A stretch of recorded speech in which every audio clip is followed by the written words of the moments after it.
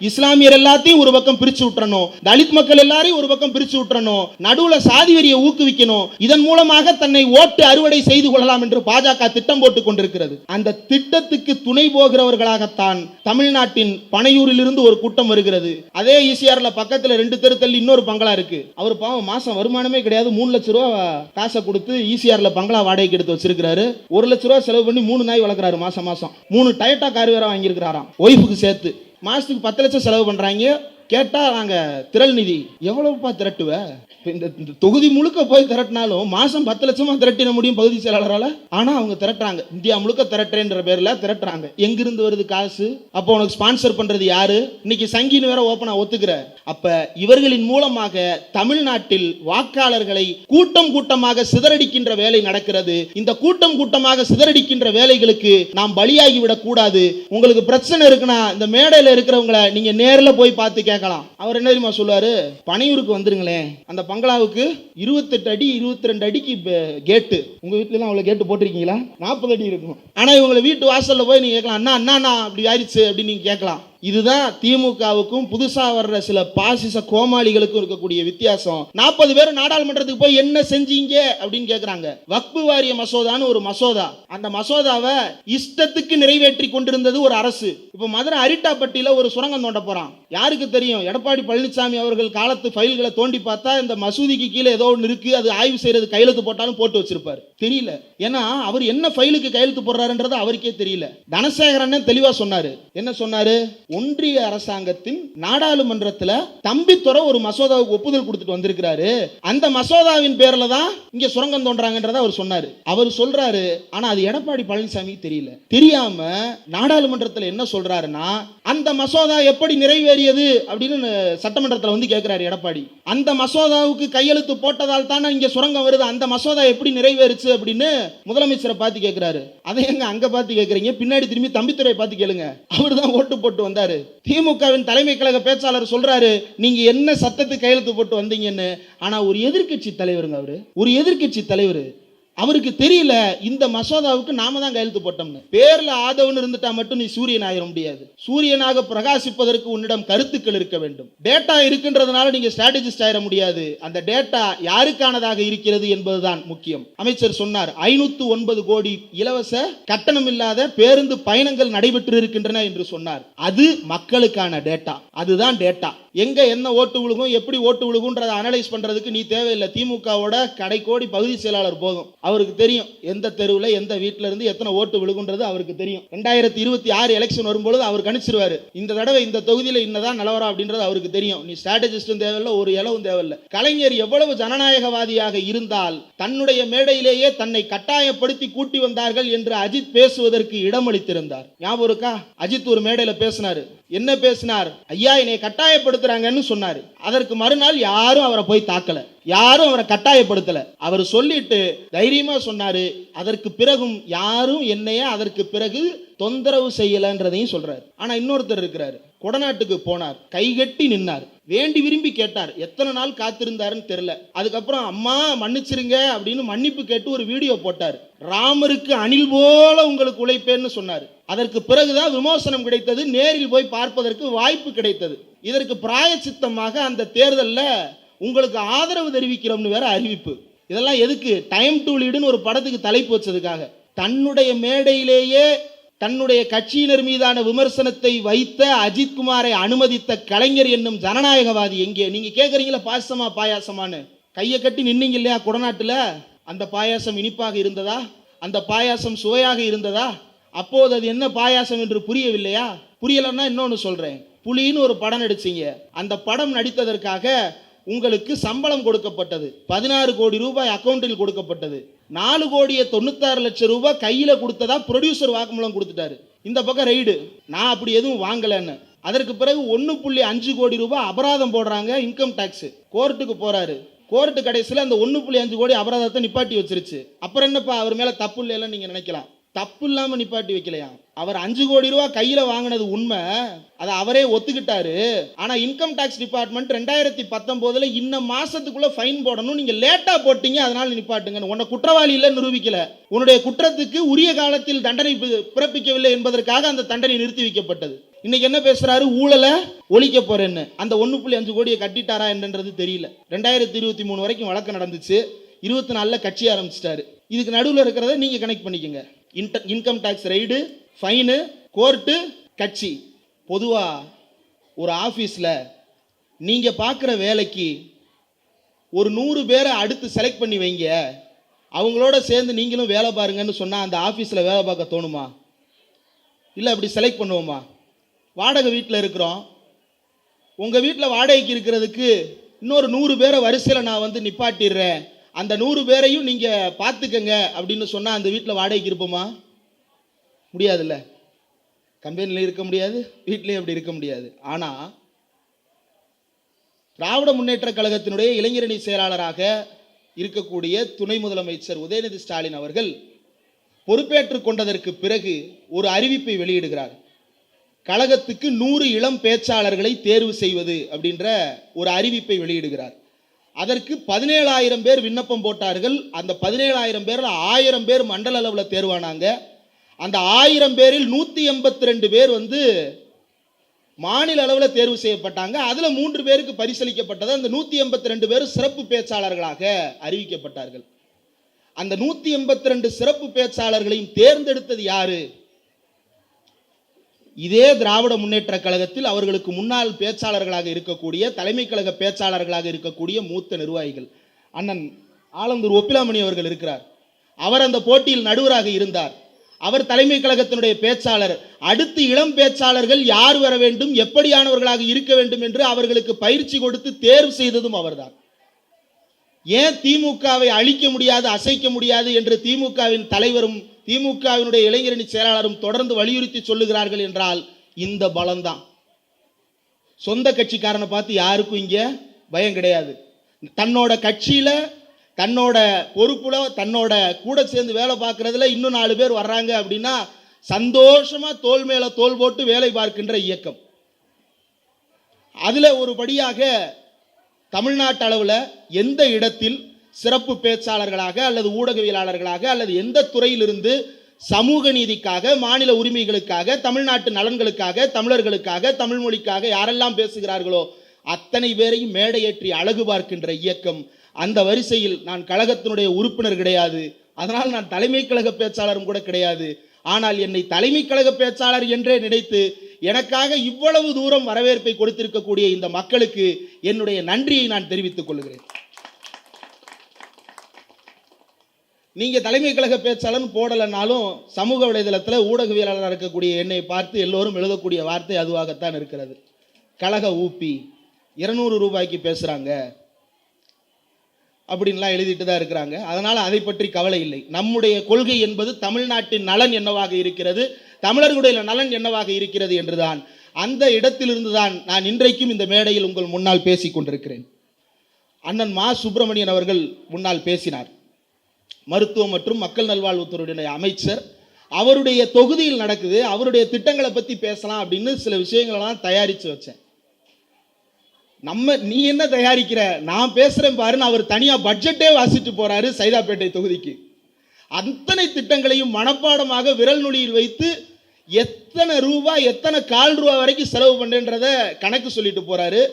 எதற்காக சொல்லுகிறார் என்றால், உங்களுக்கு பொறுப்புள்ள அமைச்சராக, உங்களுக்கு பொறுப்புள்ள தொகுதியினுடைய உறுப்பினராக செயல்படுகிறேன் என்பதை உங்கள் முன்னால் அவர் நிரூபித்து விட்டு போயிருக்கிறார். இதுதான் மக்களிடம் செல், மக்களிடம் பணியாற்று, மக்களுக்கு என்ன வேண்டுமோ அதிலிருந்து உன்னுடைய வேலையை தொடங்கு என்று அண்ணா சொன்னாரே, அந்த இடத்திலிருந்து இதை நாம் புரிந்து கொள்ள வேண்டும். பனையூரில் பங்களாவை வைத்துக் கொண்டு இங்கே இருக்கக்கூடிய மக்களை வேனில் பிடித்து ஏற்றி கொண்டு போய் அங்கே வைத்து நிவாரணம். ஏங்க, இந்த பகுதி எனக்கு தெரிந்து தாழ்வான பகுதி தான், மழை பெய்யும் போது தண்ணி உள்ள வந்திருக்குன்னு தான் நினைக்கிறேன். உங்களுடைய நிவாரண தொகையெல்லாம் யாருமா வந்து உங்களுக்கு கொடுத்தாங்க? இந்த மேடையில் இருக்கிறவங்க தானே வந்திருப்பாங்க. நிவாரணத்துக்கு உதவிக்கு வர்றாங்க அப்படின்னா இங்கே தானே வந்திருப்பாங்க. உங்களை எல்லாரையும் அள்ளி போட்டு பனையூருக்கு, இங்கேருந்து எத்தனை 27 கிலோமீட்டர் பனையூருக்கு பங்களாவுக்கு கூட்டிகிட்டு போய் அங்கே வச்சு கொடுக்குறாரு. கேட்டால் ஃபோட்டோ ஷூட் நடத்துறதெல்லாம் சம்பிரதாயமா? ஒரு சம்பிரதாயம் ஒன்று சொல்கிறேன். போன தடவை வெள்ளம் வந்தது. அந்த வெள்ளம் வந்த போது வேளச்சேரி பகுதியில், பள்ளிக்கரணை பக்கத்தில் இருக்கக்கூடிய பகுதியில் பெரிய அளவுக்கு வெள்ளம் தேங்கி விட்டது. நானே நேரில் போய் அங்கே பார்த்தேன். மக்கள் பெரிய கவலையில் இருந்தார்கள். காரணம் என்னன்னா, நாராயணபுரம் ஏரின்னு ஒரு ஏரி, அந்த ஏரியிலிருந்து தண்ணீர் நிறைந்து வெளியேறிவிட்டது. கட்டுப்படுத்த முடியாத வெள்ளம். 3 நாட்கள் மக்கள் அவதிப்பட்டார்கள். இந்த முறை மழை பெய்வதாக அறிவிப்பு தான் வெளியானது. உங்களை போன்ற ஒரு சகோதரர் தொலைபேசியின் மூலமாக துணை முதலமைச்சரை தொடர்பு கொண்டு நாராயணபுரம் ஏரியில சிக்கல் இருக்கு கவனிங்கன்னு ஒரு தகவல். உடனே வண்டியில் புறப்பட்டார். மணி அப்ப 12:30 வண்டியில கிளம்பி நாராயணபுரம் ஏரியை போய் பார்க்கிறாரு. அந்த ஏரி தூர்வாராமல் இருக்கிறது, மேலே ஆகாய தாமரை படர்ந்து போயிருக்கிறது. இதை ஏன் இன்னும் நீக்கலன்னு அதிகாரிகளை சத்தம் போட்டுட்டு நாளைக்கு இது இருக்கக்கூடாது என்று மறுநாள் மதியம் அந்த இடத்திற்கு போகிறார். மொத்தமாக அந்த பகுதி சுத்தமாக தூர்வாரப்பட்டு அந்த ஏரி பளபளன்னு மின்னுது. அந்த ஏரியால போன தடவை நின்ன வெள்ளம் அந்த தடவை நிக்கல. அந்த தொகுதியினுடைய மக்கள் நன்றி சொல்லுகிறார்கள். மேலிருந்து ஒரு சிலர் பேசுறாங்க, யாருமே கவனிக்கல, சென்னை மிதக்குது, தமிழ்நாடே மிதக்குது அப்படின்னு. ஆனா ஏன் இந்த கட்சி இவ்வளவு உறுதியாக இருக்கிறது என்றால், அவர்கள் மக்கள் மத்தியில் வேலை பார்க்கிறார்கள். அவர்கள் பார்க்கின்ற வேலை என்பது அந்த தொகுதியினுடைய மக்களுக்கு தெரியும். அதனால் அந்த மக்களுக்கும் இந்த கட்சிக்குமான பிணைப்பு என்பது இன்னும் உறுதியாக இருக்கிறது. உதயநிதி ஸ்டாலின் அவர்களுடைய பிறந்தநாள் விழா தொடர்ச்சியாக கொண்டாடப்படுகிறது. மொத்தம் 182 புது பேச்சாளர்களை செலக்ட் பண்ணாங்க. 182 பேர் தமிழ்நாடு முழுக்க எல்லா மாவட்ட கழகங்களும் அறிவிச்சிட்டாங்க எத்தனை கூட்டங்கள் நடத்த போறோம் அப்படின்னு. 10 நாள், 15 நாள், 30 நாள்னு அறிவிச்சிட்டாங்க. ஆனா மற்ற இடங்கள்ல எல்லாம் ஒரு நாளைக்கு ஒரு கூட்டம் தான். மா சுப்பிரமணியம் அவர்கள் 182 பேரையும் பேச வைக்கணும். அண்ணே 182 பேர் பேசுறதுனா 1 வருஷம் ஆகும்.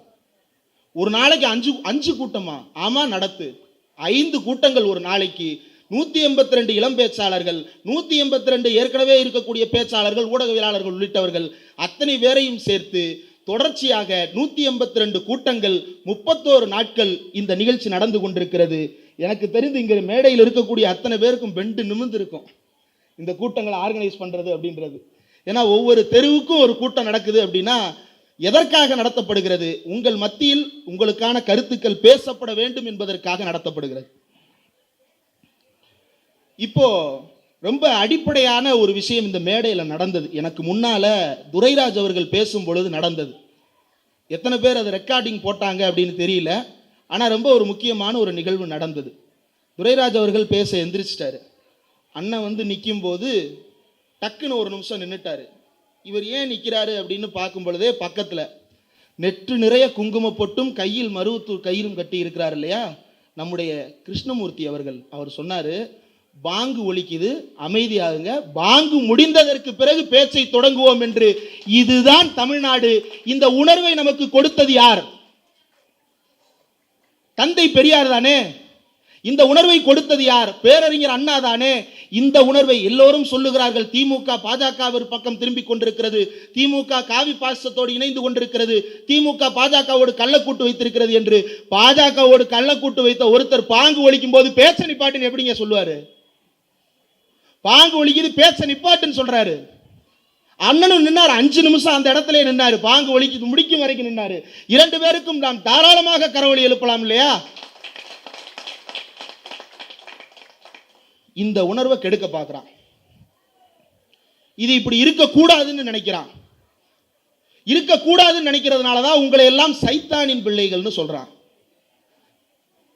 எவ்வளவு துணிச்சல் இருக்கும் ஏங்க? நீங்க போன தடவை எந்த கட்சிக்குனாலும் ஓட்டு போட்டிருக்கலாம். இங்க இருக்கிற ஒரு சிலர் திமுகவுக்கு போடாம இருக்கலாம், அதிமுகவுக்கு போடாம இருக்கலாம். யாராவது உங்களை வந்து நீங்கள் சாத்தானின் பிள்ளைகள் என்று சபித்தார்களா? இல்லை.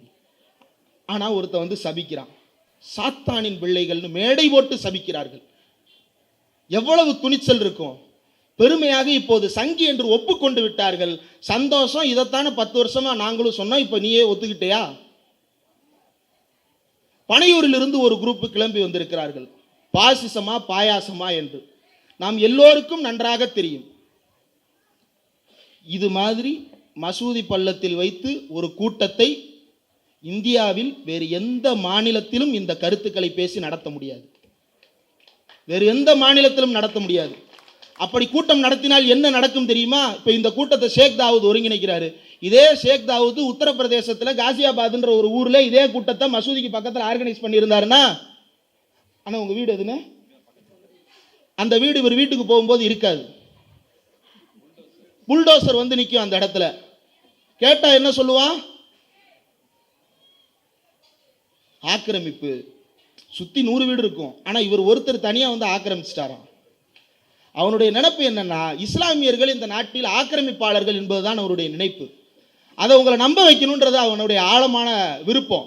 அதனால தான் தேர்தலின் போது என்ன சொன்னா, இஸ்லாமியர்கள் அதிக பிள்ளைகள் பெற்றுக் கொள்ளுகிறார்கள், இந்தியாவின் வளங்களை சுரண்டுகிறார்கள்னு பிரச்சாரம் பண்றான். அவனுக்கு எதிராக ஒரு கூட்டணியை அமைக்கின்ற துணிச்சல் இந்தியாவிலேயே ஸ்டாலின் ஒருவருக்குத்தான் இருந்தது. இந்தியா கூட்டணி என்கின்ற பெயரில் இன்றைக்கு ஒரு கூட்டணி இருக்கிறது இல்லையா, அதுக்கு விதை யார் போட்டது? தமிழ்நாடு போட்டது, பேரறிஞர் அண்ணா போட்டது. காங்கிரஸை வீழ்த்துவதற்காக ராஜாஜியா இருந்தால் என்ன, ராமமூர்த்தியா இருந்தால் என்ன, அத்தனை பேரும் ஒரு கூட்டணியில் ஒன்று திரண்டு காங்கிரஸை விரட்டுவோம், நமக்குள் இருக்கும் சண்டையை அடுத்து போடுவோம் என்று 1967 அண்ணா காட்டிய ஃபார்முலா தான் 2021 இங்கே எடப்பாடி ஆட்சியை வீழ்த்தவும் பயன்பட்டது. 2024 எனக்கு முன்னால் பேசிய துரைராஜ் அவர்கள் சொன்னது போல பெரும் அடங்கா பாசிச குதிரையாக பாய்ந்து கொண்டிருந்த பாஜக பாசிச குதிரையை காலொடித்து உட்கார வைத்ததும் அதே கூட்டணி தான். ரொம்ப சாதாரணமாக தமிழ்நாட்டிற்கு வந்து பாசிசமா பாயாசமா என்று பொங்கல் வைக்கிறார்கள். கேட்பதற்கு சந்தோஷமா இருக்கலாம் ஒரு சிலருக்கு, ரொம்ப நல்லா இருக்கே, கரெக்டாக தானே பேசுறாரு அப்படின்னு. நல்லா யோசிச்சு பாருங்க. ஒரு பக்கம் உங்களுடைய வீடுகளை இடிப்பதற்கு புல்டோசரோடு ஒரு கூட்டம் காத்து கொண்டிருக்கிறது. அதற்கு எதிராக அத்தனை பேரும் ஒன்று திரண்டு நிற்க வேண்டுமா இல்லையா? புல்டோசரோடு ஒரு கூட்டம் உங்கள் வீட்டை இடிப்பதற்காக காத்து கொண்டிருக்கிறது. அதற்கு எதிராக நாம் ஒன்று சேர வேண்டுமா, தனித்தனியாக நின்று போராட வேண்டுமா? ஒன்று சேர வேண்டும் தானே. அதுதான் இந்தியா கூட்டணி. அதை பாயாசம் பாசிசம் என்று இவர்கள் கொச்சைப்படுத்தி விட்டு இருக்கிறார்கள் என்றால் அவர்கள் யார் பக்கம்? ஒரு உதாரணம் கேட்கிறேன். ஹிட்லர்னு ஒருத்தர் இருந்தான், யூதர்களை பச்சை படுகொலை செய்தான். அப்ப போய் யூதர்களுக்காக அனைவரும் சேர்ந்து போராடுவோம்னு ஒரு சிலர் கூட்டணி அமைக்கிறார்கள். திடீர்னு ஒருத்தன் வந்து, என்ன நீங்க யூதர்களுக்காக இப்படி பேசுறீங்க, யூதர்களே கெட்டவங்க இருக்கிறாங்க, அதனால நம்ம தனித்தனியா நின்று போராடுவோம்னு ஒருத்தன் சொன்னா அவன் துரோகியா இல்லையா? அந்த துரோகிகள் தான் எதிரிகளை விட மிக மிக ஆபத்தானவர்கள். அந்த துரோகிகள் இப்போது நிறைய பேர் உருவாகி கொண்டே இருக்கிறார்கள். பேர்ல ஆதவன் இருந்துட்டா மட்டும் நீ சூரியன் ஆயிட முடியாது. சூரியனாக பிரகாசிப்பதற்கு உன்னிடம் கருத்துக்கள் இருக்க வேண்டும். டேட்டா இருக்கின்றதுனால நீங்க ஸ்ட்ராட்டஜிஸ்ட் ஆயிட முடியாது. அந்த டேட்டா யாருக்கானதாக இருக்கிறது என்பதுதான் முக்கியம்.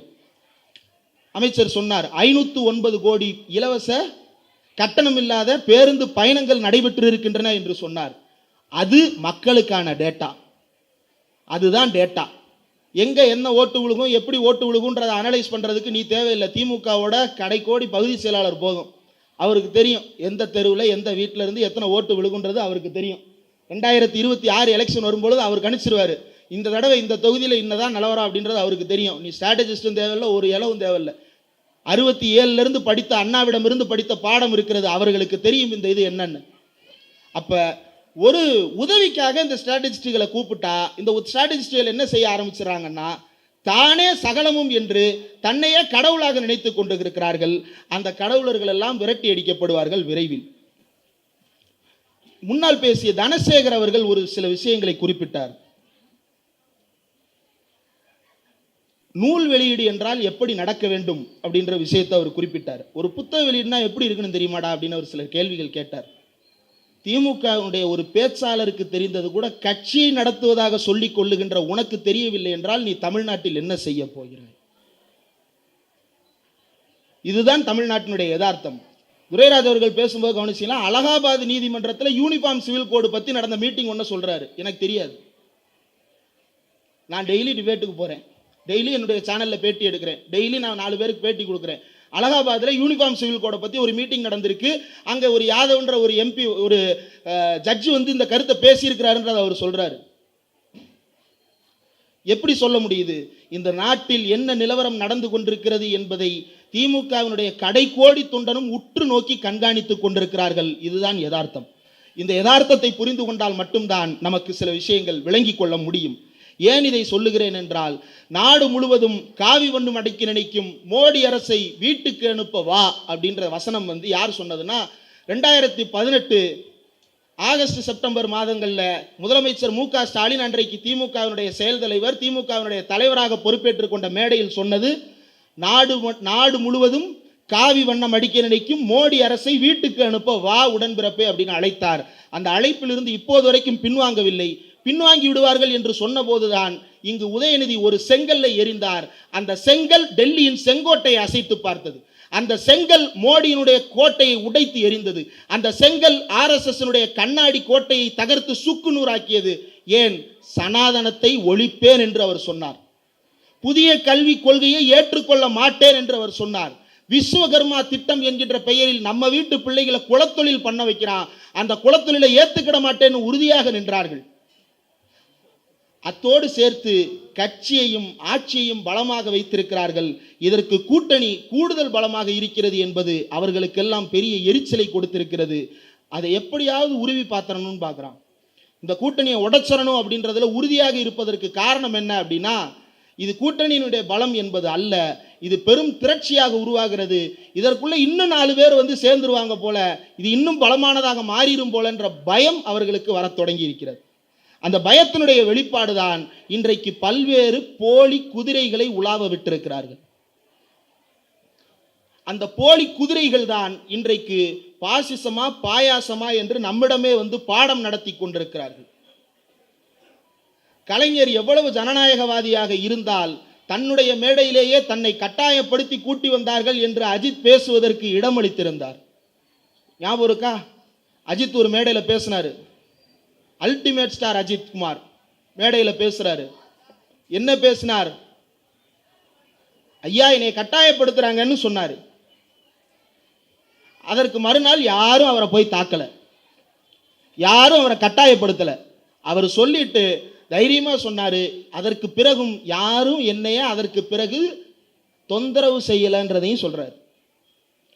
ஆனா இன்னொருத்தர் இருக்கிறாரு, கொடநாட்டுக்கு போனார், கைகட்டி நின்னார், வேண்டி விரும்பி கேட்டார். எத்தனை நாள் காத்திருந்தாருன்னு தெரியல. அதுக்கப்புறம் அம்மா மன்னிச்சிருங்க அப்படின்னு மன்னிப்பு கேட்டு ஒரு வீடியோ போட்டார். ராமருக்கு அணில் போல உங்களுக்கு உழைப்பேன்னு சொன்னார். அதற்கு பிறகுதான் விமோசனம் கிடைத்தது, நேரில் போய் பார்ப்பதற்கு வாய்ப்பு கிடைத்தது. இதற்கு பிராயச்சித்தமாக அந்த தேர்தலில் உங்களுக்கு ஆதரவு தெரிவிக்கிறோம்னு வேற அறிவிப்பு. இதெல்லாம் எதுக்கு? டைம் டு லீடுன்னு ஒரு படத்துக்கு தலைப்பு வச்சதுக்காக. தன்னுடைய மேடையிலேயே தன்னுடைய கட்சியினர் மீதான விமர்சனத்தை வைத்த அஜித்குமாரை அனுமதித்த கலைஞர் என்னும் ஜனநாயகவாதி எங்கே? நீங்க கேட்குறீங்களா பாசமா பாயாசமானு? கையை கட்டி நின்னீங்க இல்லையா கொடநாட்டில்? அந்த பாயாசம் இனிப்பாக இருந்ததா? அந்த பாயாசம் சுவையாக இருந்ததா? அப்போது அது என்ன பாயாசம் என்று புரியவில்லையா? புரியலன்னா இன்னொன்று சொல்கிறேன். புலின்னு ஒரு படம் நடிச்சிங்க. அந்த படம் நடித்ததற்காக உங்களுக்கு சம்பளம் கொடுக்கப்பட்டது. 16 கோடி ரூபாய் அக்கௌண்ட்டில் கொடுக்கப்பட்டது. 4,96,00,000 ரூபாய் கையில் கொடுத்ததா ப்ரொடியூசர் வாக்குமூலம் கொடுத்துட்டாரு. இந்த பக்கம் ரைடு, நான் அப்படி எதுவும் வாங்கலைன்னு. அதற்கு பிறகு 1.5 கோடி ரூபாய் அபராதம் போடுறாங்க இன்கம் டேக்ஸு. கோர்ட்டுக்கு போகிறாரு. கோர்ட்டு கடைசியில் அந்த 1.5 கோடி அபராதத்தை நிப்பாட்டி வச்சிருச்சு. அப்புறம் என்னப்பா அவர் மேலே தப்பு இல்லைன்னு நீங்கள் நினைக்கலாம். தப்பு இல்லாமல் நிப்பாட்டி வைக்கலையா? அவர் 5 கோடி ரூபா கையில் வாங்கினது உண்மை, அதை அவரே ஒத்துக்கிட்டாரு. ஆனால் இன்கம் டேக்ஸ் டிபார்ட்மெண்ட் 2019 இந்த மாதத்துக்குள்ளே ஃபைன் போடணும், நீங்கள் லேட்டாக போட்டீங்க அதனால் நிப்பாட்டுங்கன்னு. உன்னை குற்றவாளி இல்லை நிரூபிக்கலை, உன்னுடைய குற்றத்துக்கு உரிய காலத்தில் தண்டனை பிறப்பிக்கவில்லை என்பதற்காக அந்த தண்டனை நிறுத்தி வைக்கப்பட்டது. இன்னைக்கு என்ன பேசுகிறாரு? ஊழலை ஒழிக்க போகிறேன்னு. அந்த 1.5 கோடியை கட்டிட்டாரா என்னன்றது தெரியல. 2023 வரைக்கும் வழக்கு நடந்துச்சு. 24 கட்சி ஆரம்பிச்சிட்டாரு. இதுக்கு நடுவில் இருக்கிறத நீங்கள் கனெக்ட் பண்ணிக்கோங்க. Income tax raid, fine, court, கட்சி. கரெக்டாக லைன் வருதா? அப்போ இது யாருக்கான அரசியலை நீ பேச போற அப்படின்றத இவர்களுடைய கடந்த காலத்திலிருந்தே நாம் புரிந்து கொள்ள முடியும். வாரிசு அரசியல் என்கின்ற விமர்சனம். அவன் வாரிசு அரசியல்னு கட்சிக்காரங்களை விமர்சிக்கல, உங்களை தான் விமர்சிக்கிறான். நீங்க வாரிசு என்பதற்காக மட்டுமே ஓட்டு போட்டுருவீங்களா? சரி, நாளைக்கு இந்த தொகுதியில் ஓபி ரவீந்திரநாத்தை கொண்டு வந்து நிப்பாட்டுவோம். முன்னாள் முதலமைச்சர் ஓ பன்னீர்செல்வத்தின் மகன், ஓட்டு போட்டுருவீங்களா? ஏன் அன்புமணி ராமதாஸை கூட்டிட்டு வருவோம், இதே தொகுதியில் நிப்பாட்டுவோம். மருத்துவர் ஐயா ராமதாஸின் மகன், அதற்காக ஓட்டு போட்டுருவீங்களா? வாரிசாக இருந்தாலும் அவர் உங்களுக்கானவராக இருக்கும் பொழுதுதானே நீங்க ஓட்டு போடுறீங்க. ஆமாவா இல்லையா? அப்போ வாரிசு அரசியல் என்கின்ற விமர்சனம் இவர்கள் நாம் நினைப்பது போல இவர்கள் ஏதோ ஒன்றை மாற்றுவதற்காக சொல்லுகின்ற ஸ்லோகம் அல்ல. மாறாக மக்களை இழிவுபடுத்துகின்ற வாசகம். உங்களையே இழிவுபடுத்தி விட்டு உங்கள் மத்தியிலேயே வரப்போகிறார்கள். அவர்கிட்ட கேட்டால் என்ன சொல்கிறாருன்னா, நான் உங்கள் வீட்டு முன்னாடி வந்து ஃபோட்டோ ஷூட் பண்ண விரும்பலை, அதெல்லாம் சம்பிரதாயம். சரி, அப்போ நாளைக்கு ஓட்டு கேட்கவும் வரமாட்டேன், அது சம்பிரதாயம்னு தானே சொல்லுவேன். ஓட்டு கேட்க வர்றது சம்பிரதாயம்னு தானே சொல்லுவேன். சரி, நாளைக்கு ஒருவேளை ஜெயிச்சு தெரியாதனமா முதலமைச்சர் ஆகிட்டேன்னு வச்சுப்போம், சட்டமன்றத்துக்குலாம் போகிறது சம்பிரதாயம், அதெல்லாம் போக மாட்டேன்னு சொல்லிடுவியா? இல்லை எம்எல்ஏ ஆகி தான் சட்டமன்றம் போகணுமா, அது சம்பிரதாயமாக இருக்கே, டைரெக்டாக கோட்டைக்கு போகிறதுக்கு வழி இல்லையா? அந்த கதவை திறந்து வச்சா நான் வந்து உட்காந்துக்கிடுவேனே, அது ஒன்று தான் இன்னும் கேட்கலவீங்க. கதவை திறந்து வைங்க, நான் வந்து உட்காரணும்னா சேர வாங்கி பங்களா வாசலில் உட்காருங்க. கோட்டைக்குள்ளே உட்காருவதற்கு மக்கள்கிட்ட வந்து ஓட்டு கேட்கணும். அந்த ஓட்டு கேட்குற திராணி இருந்தால் மக்கள்கிட்ட வர்றவன் சம்பிரதாயம்னு சொல்ல மாட்டான். அந்த ஓட்டு கேட்குற திராணி இருக்கிறவன் சாத்தானின் பிள்ளைகள்னு சொல்ல மாட்டான். அந்த ஓட்டு கேட்குற திராணி இருக்கிறவன் தன்னை சங்கின்னு பெருமையாக சொல்லிக்கிட மாட்டான். அப்போ இந்த அடிப்படைகளை நாம் புரிந்து கொள்ள வேண்டும். என்ன இடத்திலிருந்து நாம் வாழ்ந்து கொண்டிருக்கிறோம், சமூகத்தில் யதார்த்தம் என்னவாக இருக்கிறது என்பதை எல்லாம் அடிப்படையில் நாம் புரிந்து கொள்ள வேண்டும். நாடாளுமன்றத்தில் 40 உறுப்பினர்கள் போயிருக்கிறீங்களே, என்ன செஞ்சீங்க அப்படின்னு கேட்குறாங்க. தமிழ்நாட்டில் 39 உறுப்பினர்கள், பாண்டிச்சேரியை சேர்த்தா 40 பேர் நாடாளுமன்றத்துக்கு போய் என்ன செஞ்சீங்க அப்படின்னு கேட்குறாங்க. வக்பு வாரிய மசோதான்னு ஒரு மசோதா, அந்த மசோதாவை இஷ்டத்துக்கு நிறைவேற்றி கொண்டிருந்தது ஒரு அரசு. இப்போ மதுரை அரிட்டாப்பட்டியில் ஒரு சுரங்கம் தோண்ட போகிறான். யாருக்கு தெரியும்? எடப்பாடி பழனிசாமி அவர்கள் காலத்து ஃபைல்களை தோண்டி பார்த்தா இந்த மசூதிக்கு கீழே ஏதோ ஒன்று இருக்குது, அது ஆய்வு செய்கிறது கையெழுத்து போட்டாலும் போட்டு வச்சிருப்பார். தெரியல, ஏன்னா அவர் என்ன ஃபைலுக்கு கையெழுத்து போடுறாருன்றது அவருக்கே தெரியல. தனசேகரன் தெளிவாக சொன்னார். என்ன சொன்னார்? ஒன்றிய அரசாங்கத்தின் நாடாளுமன்றத்தில் தம்பித்துறை ஒரு மசோதாவுக்கு ஒப்புதல் கொடுத்துட்டு வந்திருக்கிறாரு, அந்த மசோதாவின் பேரில் தான் இங்கே சுரங்கம் தோன்றாங்கன்றதை அவர் சொன்னார். அவர் சொல்றாரு, ஆனால் அது எடப்பாடி பழனிசாமிக்கு தெரியல. தெரியாம நாடாளுமன்றத்தில் என்ன சொல்றாருன்னா, அந்த மசோதா எப்படி நிறைவேறியது அப்படின்னு சட்டமன்றத்தில் வந்து கேட்கிறாரு எடப்பாடி. அந்த மசோதாவுக்கு கையெழுத்து போட்டதால் தானே இங்கே சுரங்கம் வருது, அந்த மசோதா எப்படி நிறைவேறுச்சு அப்படின்னு முதலமைச்சரை பார்த்து கேட்குறாரு. அதை எங்க அங்கே பார்த்து கேட்குறீங்க, பின்னாடி திரும்பி தம்பித்துறை பார்த்து கேளுங்க, அவர் தான் ஓட்டு போட்டு வந்தார். திமுகவின் தலைமை கழக பேச்சாளர் சொல்றாரு, நீங்க என்ன சட்டத்துக்கு கையெழுத்து போட்டு வந்தீங்கன்னு. ஆனா ஒரு எதிர்கட்சி தலைவருங்க, அவரு ஒரு எதிர்கட்சி தலைவர், அவருக்கு தெரியல இந்த மசோதாவுக்கு நாம தான் கையெழுத்து போட்டோம்னு. அந்த மதுரையில் இருக்கக்கூடிய இன்னைக்கு நாடு முழுக்க மசூதியை தான் தோண்டிட்டு இருக்கிறான். என்னன்னு தோன்றான்? உள்ளுக்குள்ள சிவலிங்கம் இருக்கான்னு கண்டுபிடிக்க போறேன் அப்படின்னு தோன்றான். சரி, கோயில்னா உனக்கு அவ்வளோ பிடிக்கும் இல்லையா? அரிட்டாப்பட்டியில் டங்ஸ்டன் தோன்றதுக்கு அனுமதி கொடுத்தாங்கல்ல, 2300 ஏக்கரு, அதில் 15 கோயில் இருக்கு. பழங்கற்கால கோயில், பழங்கற்கால சின்னங்கள் அதில் இருக்கிறது. 300 ஆண்டுகள் பழமையான சிவன் கோயில் அதில் இருக்கிறது. பாதுகாக்கப்பட்ட வனப்பகுதி பெருமாள் மலை அதில் இருக்கிறது. அவ்வளவையும் தாரை வார்த்திருக்கிறார் யார்? நம்முடைய மாண்புமிகு எதிர்க்கட்சி தலைவர் எடப்பாடி பழனிசாமி அவர்கள். தாரை வார்த்து விட்டு இன்றைக்கு என்ன சொல்லுகிறார்? ஆமாம்மா, நான் சட்டத்தை ஆதரித்தது உண்மைதான், ஆனால் மதுரையில் தோன்றதுக்கு ஆதரிக்கல. கல்யாணம் என்னமோ நடந்துருச்சு, ஆனால் பிள்ளைக்கும் கல்யாணத்துக்கு சம்பந்தம் இல்லை. இது எப்படி இருக்கு?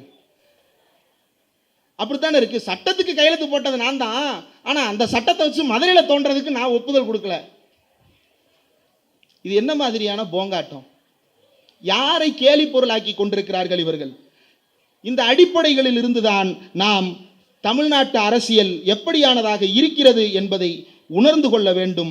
அந்த உணர்வில் இருந்துதான் நம்முடைய தமிழ்நாடு எப்படிப்பட்டதாக இருக்கிறது என்பதை நாம் அடுத்த தலைமுறைக்கு கடத்த வேண்டும். தினேஷ் பாபு அவர்கள் பேசும்போது பாதம் பாதுகாப்போன்ற திட்டத்தை சொன்னார் இல்லையா? அமைச்சர் மா சுப்பிரமணியம் அவர்களும் சொன்னார். இன்னைக்கு இல்லை, 1971 கண்புரை அறுவை சிகிச்சை முகாம், கண்புரை அறுவை சிகிச்சை முகாம் திண்ணைதோறும் வந்து வீட்டுக்கு உட்கார்ந்து இருக்கிற கண் பார்வை இழந்த மக்களை எல்லாம் கூட்டிட்டு போய் முகாமில் வச்சு அறுவை சிகிச்சை நடத்தினார் கலைஞர். பள்ளிக்கூடத்தில் ஞாபகம் இருக்கா? நம்மலாம் படிக்கும்போது கண்ணு பவர் இருக்கான்னு டெஸ்ட் பண்ணி கண்ணாடி கொடுக்கறதுக்கு ஒரு குரூப் வருவாங்களே டீச்சர்களுக்கு. அது யார் கொண்டு வந்த திட்டம்?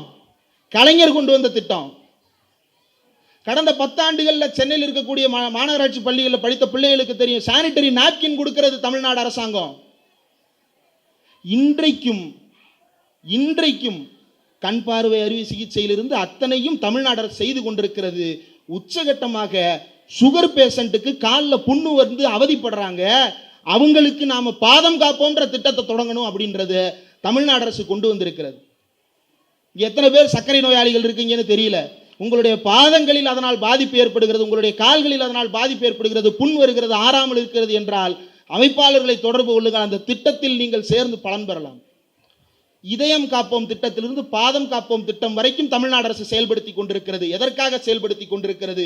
தன் வீட்டு மக்கள் நன்றாக இருக்க வேண்டும் என்பதற்காக செய்து கொண்டிருக்கிறது. மக்கள் மீதான நம்பிக்கை இல்லாத ஒரு அரசு இதை எந்த காலத்திலும் செய்ய முடியாது.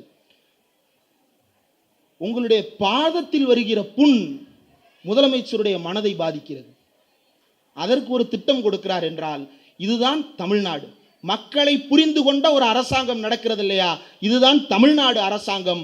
இந்த அரசைத்தான் இவர்கள் பாசிசமா பாயாசமா என்று குறை கூறிக்கொண்டு ஓடி வருகிறார்கள். இங்கு காலம் காலமாக புறையோடி போயிருக்கின்ற இந்த சாதிய கொடுமைகளுக்கு காரணம் என்ன? பார்ப்பனியம். அந்த பார்ப்பனியம்ன்ற வார்த்தையவே அவங்க பேச மாட்டாங்க. அம்பேத்கர் நூல் வெளியிடுங்க, அம்பேத்கர் நூல் வெளியீட்டு விழா.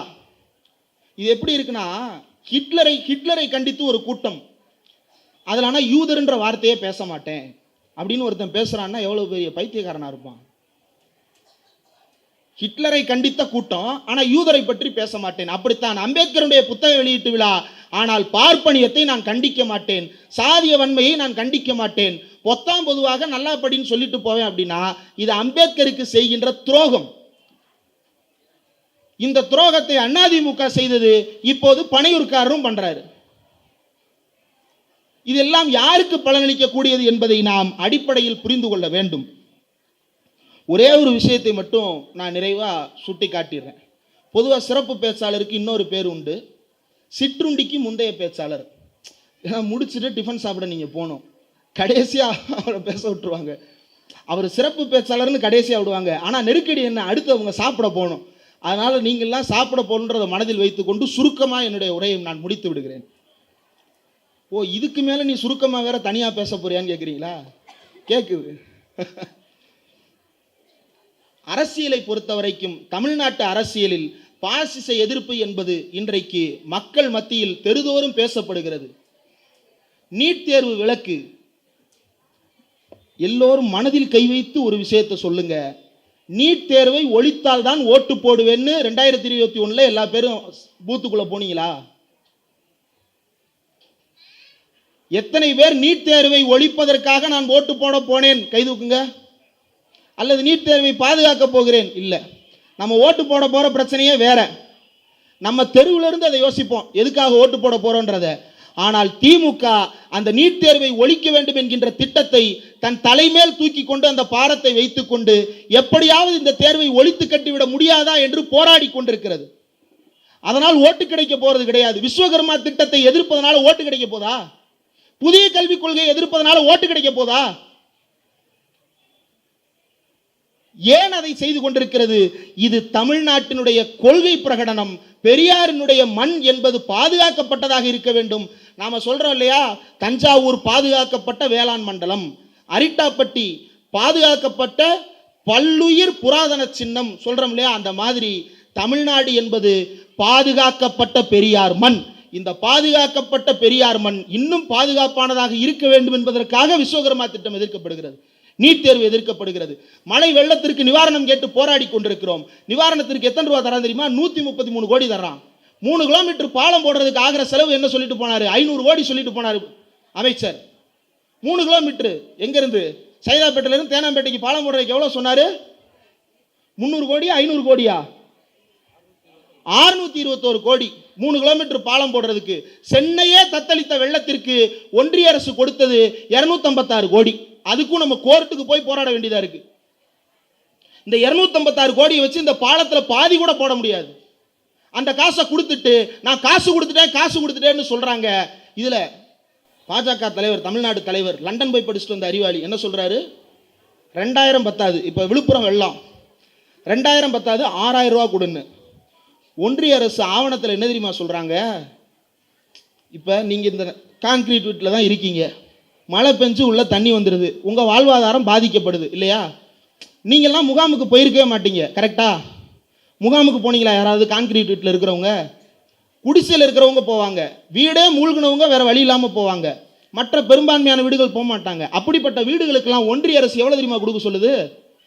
100 நாள் வேலை திட்டத்தில் 1 நாள் சம்பளத்தை உங்களுக்கு நிவாரணமாக கொடுத்தா போதுமா? 100 நாள் வேலை திட்டத்தில் 1 நாள் சம்பளம் எவ்வளவு? 150 ரூபாயா 200 ரூபாயா? 200? இங்கே கிடையாது. அவ்வளோதான். இங்கே கிடையாதுனால என்ன, உங்களுக்கு அவ்வளோதான். 200 ரூபா கொடுக்க சொல்லுது. இவர் என்ன சொல்றார்? 2000 பத்தாது 6000 கொடுன்னு. உங்க அப்பா விட்டு காசா? எங்க அப்பா விட்டு காசை நாங்க கேட்கிறோம். அதை நீ கொடுக்க மாட்டேங்கிற மாநில அரசுக்கு. ஒன்றிய அரசு போராடிக்கிட்டு இருக்கோம். அவங்க என்ன நினைச்சிடறாங்க? உங்களுக்கு இதெல்லாம் புரியாதுன்னு நினைச்சிடறாங்க. உங்களுக்கு இதெல்லாம் புரியாதா?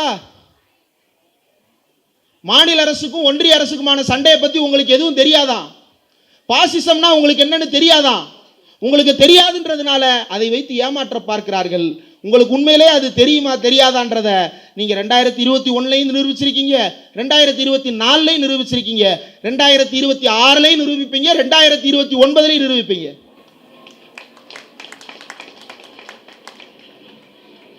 அரசியல் தமிழ்நாட்டில் எப்படி திட்டமிடப்படுகிறதுனா, இஸ்லாமியர் எல்லாத்தையும் ஒரு பக்கம் பிரிச்சு விட்டுறணும், தலித் மக்கள் எல்லாரையும் ஒரு பக்கம் பிரிச்சு விட்டுறணும், நடுவில் சாதி வெறியை ஊக்குவிக்கணும், இதன் மூலமாக தன்னை ஓட்டு அறுவடை செய்து கொள்ளலாம் என்று பாஜக திட்டம் போட்டுக் கொண்டிருக்கிறது. அந்த திட்டத்துக்கு துணை போகிறவர்களாகத்தான் தமிழ்நாட்டின் பனையூரிலிருந்து ஒரு கூட்டம் வருகிறது. அதே ஈசிஆர்ல பக்கத்தில் 2 தெரு தள்ளி இன்னொரு பங்களா இருக்கு. அவர் பாவம் மாசம் வருமானமே கிடையாது, 3 லட்ச ரூபா காசை கொடுத்து ஈசிஆர்ல பங்களா வாடகைக்கு எடுத்து வச்சிருக்கிறாரு. 1 லட்ச ரூபா செலவு பண்ணி 3 நாய் வளர்க்குறாரு. மாசம் 3 டயட்டா கார் வேற வாங்கியிருக்கிறாராம் ஒய்ஃபுக்கு சேர்த்து. மாசத்துக்கு 10 லட்சம் செலவு பண்றாங்க. கேட்டா நாங்க திரள் நிதி. எவ்வளவுப்பா திரட்டுவ?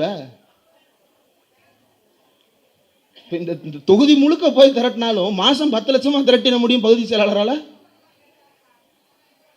ஆனா அவங்க திரட்டுறாங்க, இந்தியா முழுக்க திரட்டுறேன்ற பேர்ல திரட்டுறாங்க. எங்கிருந்து வருது காசு? அப்போ உனக்கு ஸ்பான்சர் பண்றது யாரு? இன்னைக்கு சங்கின்னு வேற ஓப்பனா ஒத்துக்கிற. அப்ப இவர்களின் மூலமாக தமிழ்நாட்டில் வாக்காளர்களை கூட்டம் கூட்டமாக சிதறடிக்கின்ற வேலை நடக்கிறது. இந்த கூட்டம் கூட்டமாக சிதறடிக்கின்ற வேலைகளுக்கு நாம் பலியாகி விடக்கூடாது. உங்களுக்கு பிரச்சனை இருக்குன்னா இந்த மேடையில் இருக்கிறவங்களை நீங்க நேரில் போய் பார்த்து கேட்கலாம். அவர் என்ன தெரியுமா சொல்லுவாரு? பனையூருக்கு வந்துருங்களேன், அந்த பங்களாவுக்கு 28 அடி 22 அடிக்கு கேட்டு. உங்க வீட்டுலாம் அவ்வளோ கேட்டு போட்டிருக்கீங்களா? 40 அடி இருக்கும். ஆனால் இவங்களை வீட்டு வாசலில் போய் நீங்கள் கேட்கலாம், அண்ணா அண்ணா அப்படி ஆயிடுச்சு அப்படின்னு நீங்கள் கேட்கலாம். இதுதான் திமுகவுக்கும் புதுசாக வர்ற சில பாசிச கோமாளிகளுக்கும் இருக்கக்கூடிய வித்தியாசம். இந்த வித்தியாசத்தை மக்கள் நன்றாக புரிந்து வைத்திருக்கிறீர்கள். அதிலிருந்து நிறைவாக ஒரே ஒரு கருத்தை மட்டும் சொல்லி விடைபெற்று கொள்ள விரும்புகிறேன். தமிழ்நாட்டினுடைய அரசியல் சூழ்நிலையை எப்படியாவது சேதாரப்படுத்த வேண்டும் என்பதற்காக தொடர்ந்து திட்டமிட்டு கொண்டிருக்கிறார்கள். அந்த திட்டம் அரங்கேறாமல் போவதற்கு முக்கியமான காரணம் ஒன்று இருக்கிறது. இன்னைக்கு திமுகவில் இருக்கக்கூடிய இளைய முகங்களுக்கு இணையான முகங்களை அதிமுகவில் பார்க்க முடியாது, பாஜகவில் பார்க்க முடியாது. இது தினேஷ் பாபு இருக்கிறாரு, வயசு என்னப்பா? 24 வயசுல அதிமுக எத்தனை பேச்சாளர் இருக்கிறாங்க? 24 வயசுல பாஜக எத்தனை பேச்சாளர் இருக்கிறாங்க? அதை விடுங்க, 24 வயசுல இந்த பனையூர் கட்சியில் எத்தனை பேர் இருக்கிறாங்க? அவங்களாம் 12 வயசுல இருக்கிறாங்க, இன்னும் பள்ளிக்கூடமே தாண்டல. இன்னும் 5 வருஷம் கழிச்சு ஓட்டு போட வரும்போது அவர் அரசியலே இருக்க மாட்டார், அது வேற விஷயம். இப்படித்தான் ஒரு கூட்டம் இயங்கி கொண்டிருக்கிறது. உதயநிதி ஸ்டாலின் போன்ற ஒரு முகத்தை இன்றைக்கு தமிழ்நாட்டில் இருக்கக்கூடிய எந்த கட்சியிலும் காட்ட முடியல. ஏன் முடியல அப்படின்னா, ஒரு கட்சியில கொள்கை இளமையாக இருக்கும் பொழுதுதான், தலைமுறை இளமையாக இருக்கும் பொழுதுதான் அந்த கட்சி இளமையாக இருக்கும். கட்சிக்கு கொள்கையே கிடையாது. என்ன கொள்கை தெரியுமா? அவங்க கொள்கை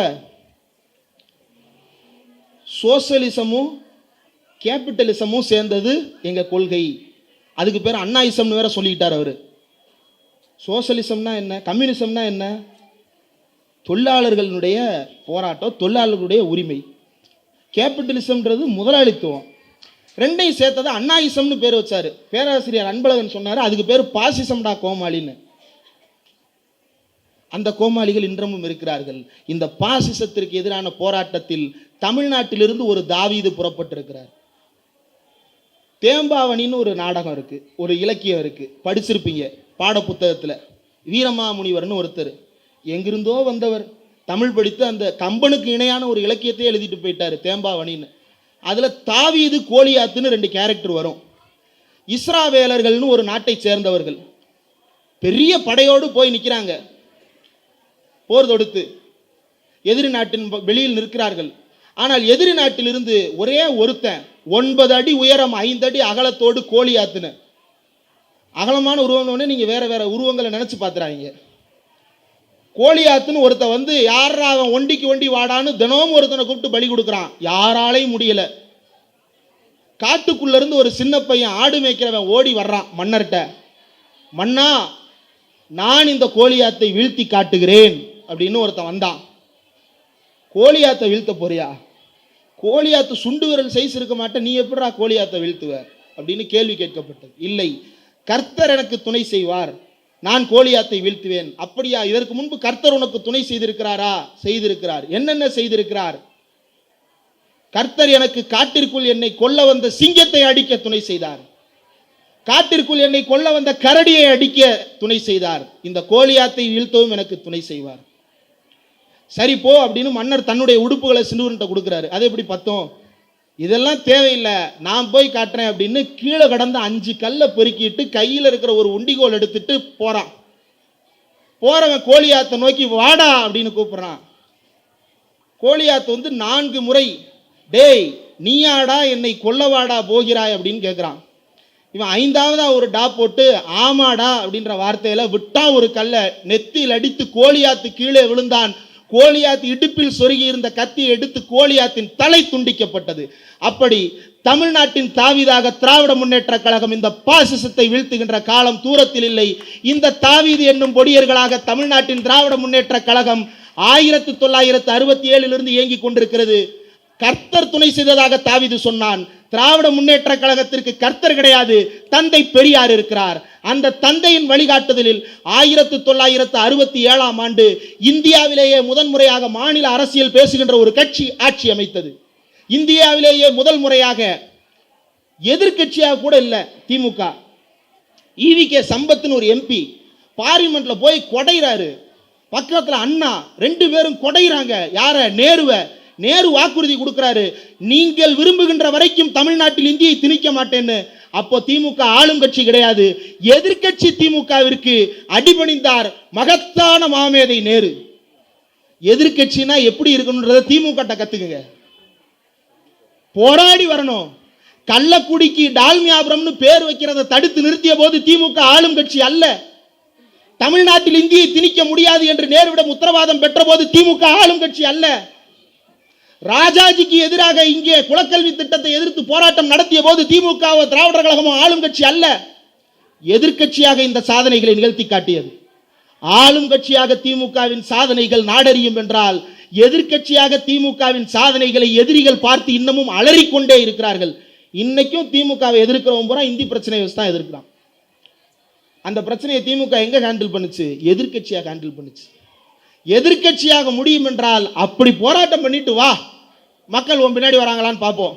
மாறாக திமுக எரிகின்ற ஒற்றை கல்லுக்கு நிற்க முடியாத கோலியாத்துகள் எத்தனை பேர் வந்தாலும் திமுக வீழ்த்துகின்ற திராணி உள்ள கட்சியாக இருக்கிறது. இதை நான் பூதாகரமாகவெல்லாம் சொல்லவில்லை, இயல்பாகவே கட்சியின் பலம் இருக்கிறது, ஆட்சியின் பலம் இருக்கிறது, கூட்டணியின் பலம் இருக்கிறது. கடைசியா ஒரு ஊடகத்தில் ஒருத்தர் கேட்டாரு, பலத்தை வச்சு ஜெயிச்சிருவியா, மக்கள் பலம் வேணாமான்னு. இந்த 3க்கும் பலத்தை கொடுத்ததே நீங்க தானுங்க. நீங்க கொடுத்த பலத்துல தானே இந்த கட்சி, இந்த ஆட்சி, இந்த கூட்டணி அத்தனையும் நிலைத்திருக்கிறது. இந்த பலத்தை நம்பிதான் திமுக நின்று கொண்டிருக்கிறது. அந்த பலம் இருக்கும் வரை தமிழ்நாட்டில் இந்த கட்சியை யாராலும் வீழ்த்திவிட முடியாது.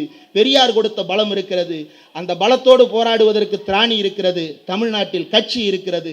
இது உள்ள வரைக்கும் யாராலும் இதனை அசைத்து பார்க்க முடியாது. இதையெல்லாம் கேள்வி கேட்க வேண்டும் என்றால், பணியூர்காரரை விட அரசியலில் நான் சீனியர் தான். 5 ஆண்டுகளாக ஊடகவியலாளராக இருக்கிறேன், அரசியல் பேசிட்டு இருக்கிறேன். நீங்க 3 மாசமா இப்ப வரைக்கும் பார்ப்பனியத்தை கண்டிக்க துப்பற்றவர்கள் தானே நீங்கள். உங்களுக்கு என்ன தெரிய போகிறது தமிழ்நாட்டின் அரசியலை பற்றி? வாருங்கள், மோதி பார்த்து விடலாம். தமிழ்நாட்டின் களம் மக்கள் கையில் தான் இருக்கிறது. மக்கள் திராவிட முன்னேற்ற கழகத்தின் கையில் நம்பிக்கை வைத்திருக்கிறார்கள்.